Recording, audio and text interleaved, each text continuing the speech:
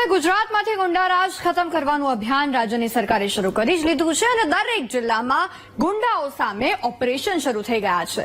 આ ઓપરેશનનું નામ operation demolition છે, જેમાં લુખ્ખાઓ અને ગુંડાઓના અડ્ડાઓ ધ્વસ્ત કરી નાખવામાં આવી રહ્યા છે. સોમવારે રાજકોટમાં એક સાથે અનેક બુટલેગરોના અડ્ડા ધ્વસ્ત કરવામાં આવ્યા અને લુખ્ખાઓ જોતા રહી ગયા. ત્યારે કેવી રીતે દાદાનું બુલડોઝર હવે લુખ્ખાઓ પર ભારે પડી રહ્યું છે, આવો જોઈએ આ રિપોર્ટમાં.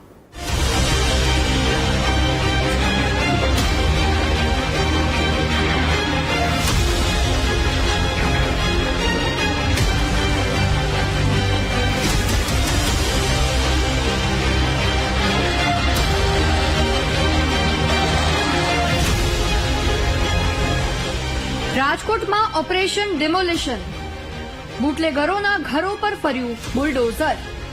હવે ગુંડાઓના અડ્ડા નહીં રહે ક્યાંય ઊભા. રાજ્ય સરકારના ગૃહ વિભાગ તરફથી ગુનેગારોના ગેરકાયદે દબાણો દૂર કરવા માટે રાજ્યભરની પોલીસને સોંપવામાં આવેલી સૂચનાની અમલવારી રાજકોટમાં પણ જોવા મળી. વહેલી સવારે જ રાજકોટના યુનિવર્સિટી પોલીસ સ્ટેશન વિસ્તારના રૈયાધાર પરશુરામ ટેકરી નજીક પોલીસના ધાડે ધાડા ઉતરી આવ્યા. સાથે જ દાદાના બુલડોઝરને લઈને તંત્રની ટીમ પણ મેદાનમાં આવી અને બુટલેગરોના ગેરકાયદે અડ્ડાઓ ધ્વસ્ત કરાયા.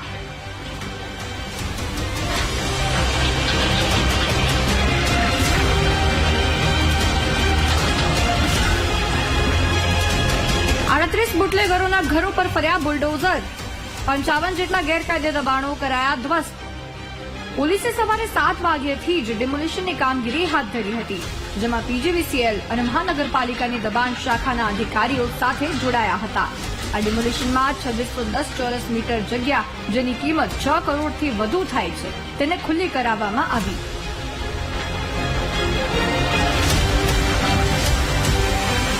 આ સૂચનાની અનુપાલનના ભાગરૂપે આજે માનનીય CP sir Brajeshkumar Jha sir અને માનનીય additional CP sir Mahendra Bagadiya સરના માર્ગદર્શન હેઠળ યુનિવર્સિટી પોલીસ સ્ટેશનમાં 38 જેવા ગુનેગાર જે છે એમના ગેરકાયદેસર બાંધકામ દૂર કરવાની કાર્યવાહી અત્યારે ચાલુ છે.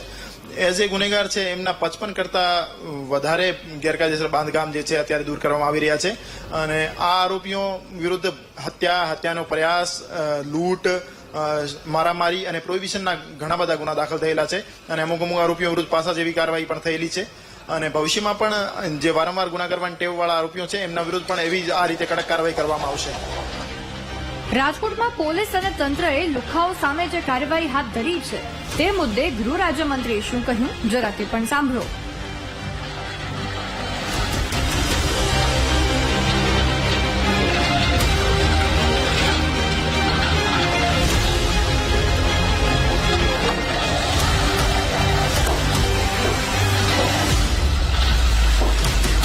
આપ સૌ જાણો છો કે ક્યારેય ગુનેગારો પર આટલા કડક પગલા ભરાયા હોય અને એ રાજ્યનું નામ અગર કોઈ ચર્ચામાં આવે તો એ ગુજરાત રાજ્ય છે.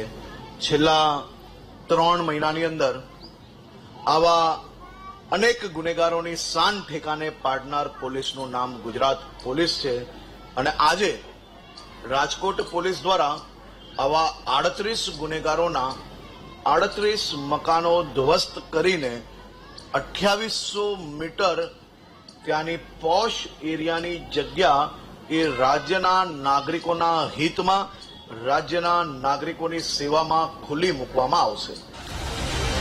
એક પણ ગુંડા તત્વોના ગેરકાયદે અડ્ડા હવે ઊભા નહીં રહે. તમામ સરકારી જમીનો ગુંડાઓના કબજામાંથી ખુલ્લી કરવામાં આવશે.